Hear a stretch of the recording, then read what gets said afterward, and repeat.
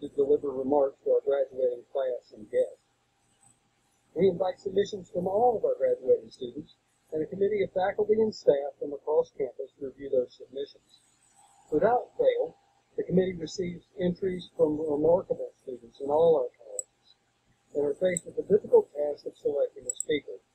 I would like to thank the Commencement Speaker Committee of 2019 for their hard work in choosing a dynamic, energetic, and dedicated student speaker for this fall's afternoon commencement ceremony.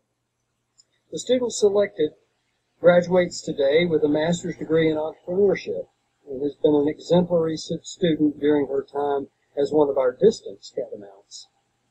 She is the recipient of the Frater Russell Rayburn Scholarship and has completed her degree while working full-time, traveling significantly for professional obligations. Before I yield the microphone, I would like to present our speaker, Ms. Ellie Mcintosh, with this plaque on behalf of WCU and the Academic Affairs Division commemorating her selection as the 2019 Fall Commencement Speaker.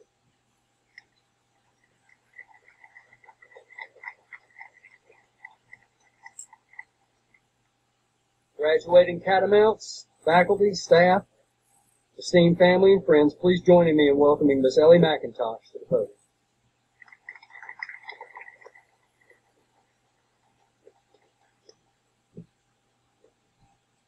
Good afternoon. My name is Ellie Mcintosh. I am an interior architect, creative entrepreneur, and fine artist. I was born and raised in Denver, Colorado, and I currently have business locations in North Carolina, Texas, and Pennsylvania. I am the owner and principal designer of EllieMAC Designs, and I provide both commercial and residential interior design, create custom art, and paint large-scale murals. Additionally, I teach online workshops and facilitate art workshops in various countries. Today, I am graduating with my master's degree in entrepreneurship. Today, I want to share with you 10 lessons that I've learned as an entrepreneur. Looking back on the journey to the completion of my master's degree in entrepreneurship at Western Carolina University, I relive the twisted paths, narrow passageways, and slippery slopes that led me here. Interwoven among the challenging roads have been seeds of wonder, growth, wisdom, and accomplishment that would not have materialized had I not persevered in my educational pursuits. My journey began when I was 6 years old. Undaunted by reality, I decided to set up a lemonade stand outside our neighborhood pool, despite my mother's advice that I should wait for her to come home and prepare for my entrepreneurial endeavor. The stand went up without a hitch. When my first customer arrived, dime in hand, I realized I had forgotten to bring the lemonade. Lesson number 1, be prepared. Heed the advice from wise ones. With this newly found knowledge, I opened my second store at the end of our driveway. The sign said, "Rocks for sale, 25 cents. I sold 3 rocks that day and netted 75 cents. I would have sold more if I had more rocks. Lesson number 2, inventory matters. I learned that people will buy just about anything if you can sell them on the value of a product. Lesson number 3, be a visionary and believe that you have something very special to offer. At age 8, I came across a notice on a grocery store bulletin board. The note read, "Babysitter wanted." I tucked away the card so that no one else could apply. When I called and proclaimed my credentials, the mother hired me immediately. Later that day, she called to set up a time when I would begin my first shift. My babysitter answered and told her I was sleeping. Lesson number 4, don't inflate your resume. My efforts were rewarded, though, and I was hired to play with the children while the mother was home. Lesson number 5, be willing to start at the bottom and work your way up. That summer, I earned $300 as a mother's helper, and within 2 years, the calls for babysitting work poured in. Lesson 6, you can get the job you want, but you may not get it right away. These 6 lessons planted seeds of knowledge and enrichment for me. I planted them, nurtured them, trimmed them, and propagated them.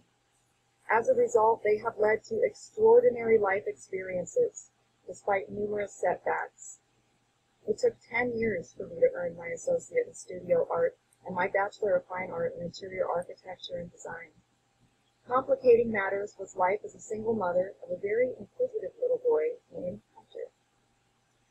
Now it was my turn to deal with the difficulty of finding a babysitter. Unfortunately, none were as reliable as I had been. On many occasions, Hunter sat on my lap during college classes. He paid close attention to the instructors, and one day, at the age of 6, he raised his hand and told the instructor he had no idea what the man was talking about. We all laughed as he echoed what the entire class was thinking. Lesson number 7.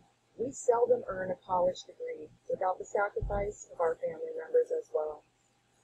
Hunter spent many days making architectural models in class with leftover supplies. It was clear that he had engineering potential. When I crossed that stage at the Rocky Mountain College of Art and Design on graduation day, and my name is called, Hunter held up a sign that read, "We did it, Mom." Lesson number 8. They are always watching and learning from what we do with our lives. Once I completed my undergraduate degree, I was faced with a new challenge, the recession of 2008. Here I'd been working so hard to earn my degree, and once I finally had it in my hand, there were no jobs. I spent the remaining weeks that December assessing every marketable quality I had and tapped into the network I had built around me. I didn't work so hard and sacrifice so much to throw it away because the doors to success were not opening. There were days I scoured Craigslist for gigs to get me into the doors to people's homes. No job was too big or too small. Once I got my foot in the door, I planted little seeds of all the other skills that I had, and by the spring I had built a steady clientele and sprouted my business, EllieMAC Designs. I was on the cusp of moving from surviving to thriving when I was diagnosed with breast cancer. This would become the greatest life-changing event of my life. As a side effect of chemotherapy, I lost my creativity for a period of time. I had limited use of my arms. There was only one way for me to overcome this obstacle. I stretched a large canvas on my garage floor, and I made myself paint every day. With each day, my arms and spirit strengthened as I moved from section to section. Every day, with each new layer of paint, this secret garden filled with life evolved from my canvas and bridged the gap between despair and hope. Through this process of perseverance, focus, and daily practice, I came away from that experience more creative and driven than I had ever been. I became committed to living a meaningful, creative, entrepreneurial life. In the years since the recession and my battle with cancer, I have built an international brand. I've painted on 4 continents, taught hundreds of students, built a diverse and vibrant network, raised a son, and honored my commitment to living a meaningful, creative, entrepreneurial life. And today I continue on that path as I earn my graduate degree in entrepreneurship.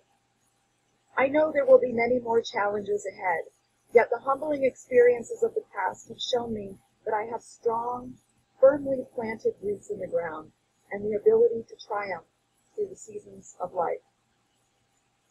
In the audience today sits my 18-year-old son, Hunter, who is now enrolled at Western Carolina University as an engineering student.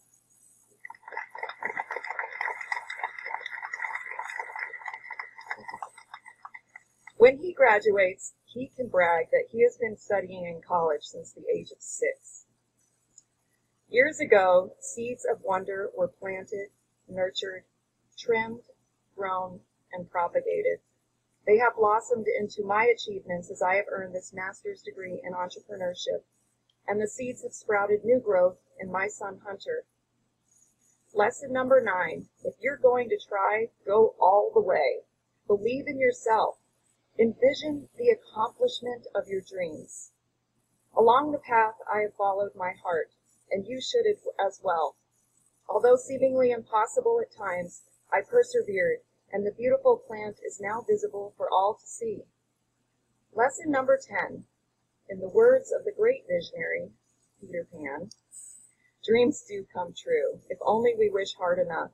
You can have anything in life if you're willing to sacrifice everything else for it.